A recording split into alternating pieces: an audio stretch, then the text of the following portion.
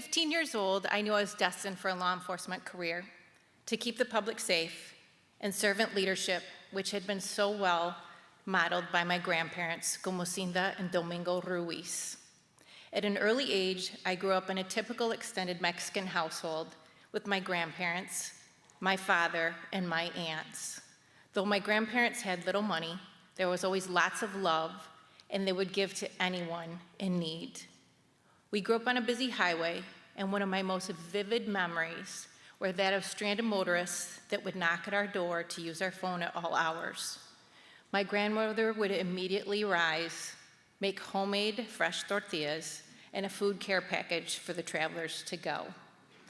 Those life lessons were instilled in me, and when I became a police officer, I found my passion leading with safety and serving with purpose. I spent half my career on midnight shift as a patrol officer and a patrol commander in the thick of violence, a small sacrifice to raise my children. Community elders were my balance between cynicism and optimism. No matter the hour, they were excited to see me because visitors were few and they felt peace with safety. The Lansing Police Department in Michigan has a very strong community policing foundation, which I firmly embraced. Beyond the call of duty, I would often take home senior citizens for the holidays so they were not alone. So as I moved on in my career, I met a lovely lady named Mrs. Salinas, and ironically, I would begin and end my career with her. I met Mrs. Salinas while she was chopping vegetables at our Cristo Rey fiesta as a rookie police officer. When I found out she was a childless widow, I would visit her home and ensure she was safely navigating independent living. Her brother lived across the street, and when he would see my fully marked police Tahoe parked outside the drive, he would come running. He would immediately demand attention, as most young siblings do, and he would overtake the conversation and try to interrupt Mrs. Salinas, which would often lead to squabbling between siblings, but would always end amicably. So as time went on throughout my career, I was getting excited because my 25-year career was coming to an end. And as it was coming to an end, Mrs. Salinas was becoming more feeble. So I talked to her brother about alternate care options. He advised that the siblings, including himself, were 80 to 92 years old, so they could not help, nor would they agree to alternate living arrangements. Mrs. Salinas suffered a fall within a couple of months and permanently transitioned to nursing home living. I was excited as I was ending my police career and starting a new venture with a personal safety keynote and workshop business. I thought all was well because Mrs. Salinas' brother was the trustee. He was 80 years old and in charge of her care plan. So I moved on with my new business.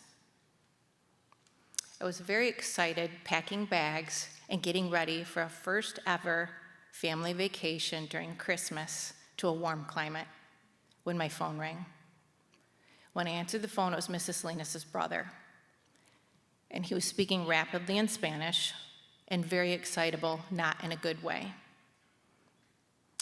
Tranquile, tranquile, ¿qué pasó, mi amigo? Tranquile. He told me that Mrs. Salinas suffered a fall and he could no longer take care of her. And he said that he told everyone to call me. And at that point, I had just retired from the police department and I was enjoying not getting woke up 24/7. So I asked, who is everyone that you gave my number to? And he tells me that he gave my number to all the doctors. And he could no longer take care of his 99-year-old sister and couldn't take care of her care plan. So I was concerned how I would navigate daily volunteer obligations, family duties, and a new business. So I prayed some more, took a leap of faith, and legally adopted Mrs. Salinas. When I got to the nursing home, she had been there 15 months. In my first visit with her, she did not have dentures that fit her mouth. She could not properly chew food and had lost a significant amount of weight. She did not have the proper prescription in her eyeglasses, so she couldn't see to tell the time across the room. She never had hearing aids, so she couldn't hear to carry on conversation. And she had a bum knee, which required an orthopedic evaluation. When I called my trusted healthcare contacts, every one of them immediately jumped on board to help for free. Due to those connections, Mrs. Salinas has enjoyed a very nice quality of life. I use my Tracy Ruiz social media pages to share Mrs. Salinas's history, highlights, and needs. Did you know she was an original founding member of her Latin church? She sang in her choir for 60 years, and she has been a madrina, or a godmother, to over 200 parishioners. Though she has spent her life devoting everything she's got to others, she now humbly accepts help. And due to generous medical providers, business owners, and community members, Mrs. Salinas's quality of life has elevated exponentially. One act of kindness, and you never know its ripple effects. The commonality between my police career and my speaker business is leading with safety and serving with purpose. I have helped hundreds of thousands of people during my police career, and due to those connections, I was able to make life-saving changes collaboratively for Mrs. Salinas. Margaret Mead once said, "Never doubt that a small, thoughtful group of committed people can change the world. It's the only thing that ever has." You, my friends, are a testament. And I thank you for supporting our greatest generation. It is my extreme privilege right now to introduce you to Mrs. Eva Salinas.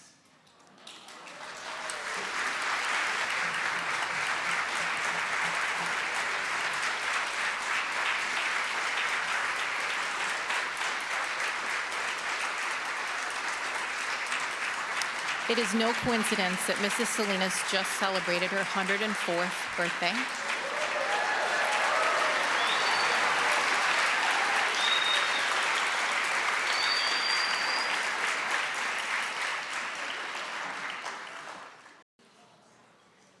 People repeatedly tell Mrs. Salinas that she is lucky to have me. I say, I am the one who is lucky. Gracias.